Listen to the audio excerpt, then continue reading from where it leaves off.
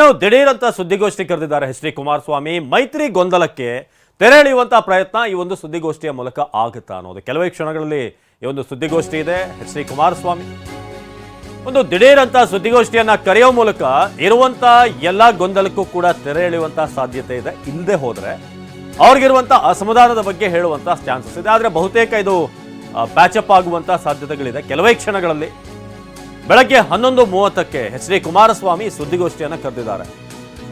ದೇವೇಗೌಡರ ನಿವಾಸದಲ್ಲಿ ಮಹತ್ವದ ಪ್ರೆಸ್ ಮೀಟ್ ಅನ್ನ ಕರೆದಿದ್ದಾರೆ ಕುಮಾರಸ್ವಾಮಿ. ಹಾಗಾದ್ರೆ ಈ ಪ್ರೆಸ್ ಮೀಟ್ ನಲ್ಲಿ ಯಾವ ವಿಚಾರ ಪ್ರಸ್ತಾಪ ಆಗ್ಬೋದು?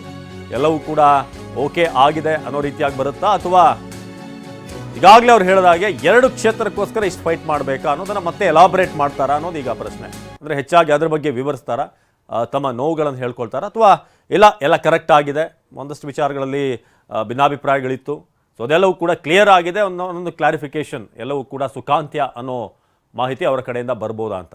ಯಾಕಂದರೆ ವಿಜೇಂದ್ರ ಅವರು ಹೇಳ್ತಿರುವಂಥ ಧಾಟಿ ನೋಡಿದ್ರೆ ಮೇ ಬಿ ಅವರ ಮಾತುಕತೆಯಲ್ಲಿ ಒಂದಷ್ಟು ವಿಚಾರಗಳಾಗಿದೆ, ಅಂಡರ್ಸ್ಟ್ಯಾಂಡಿಂಗ್ಗೆ ಬಂದಿದ್ದಾರೆ ಅಂತ ಅನಿಸುತ್ತೆ. ನೆನ್ನೆ BJP ನಾಯಕರ ಬಗ್ಗೆ ಎಚ್ ಡಿ ಕೆ ಓಪನ್ ಆಗಿ ತಮ್ಮ ಅಸಮಾಧಾನ ವ್ಯಕ್ತಪಡಿಸಿದರು. 2 ಕ್ಷೇತ್ರ, ಒಂದು ಹಾಸನ, ಇನ್ನೊಂದು ಮಂಡ್ಯ, 2 ಕ್ಷೇತ್ರಕ್ಕೋಸ್ಕರ ನಾವು ಇಷ್ಟೆಲ್ಲ ಮೈತ್ರಿ ಮಾಡ್ಕೊಳ್ಬೇಕಾಗಿತ್ತ. ಡೆಲ್ಲಿಗೆ ಭಾಳಷ್ಟು ಬಾರಿ ಓಡಾಡಿದ್ದಾರೆ. ಜೊತೆಗೆ ಕಾರ್ಯಕರ್ತರು ಕೂಡ ವೆಯ್ಟ್ ಮಾಡ್ತಿದ್ದಾರೆ ಇಲ್ಲಿ. ಯಾಕಂದರೆ 2 ಕ್ಷೇತ್ರ ಅಂತಂದರೆ ಖಂಡಿತ ಕಾರ್ಯಕರ್ತರಲ್ಲಿ ಒಂದು ಹುಮ್ಮಸ್ ಹೊರಟೋಗುತ್ತೆ. ಸೊ ಆ ಕಾರಣಕ್ಕೆ ಬೆಳಗ್ಗಿನ 11:30 ಪ್ರೆಸ್ ಮೀಟ್ ಭಾಳ ಕುತೂಹಲ ಮೂಡಿಸ್ತಾರೆ.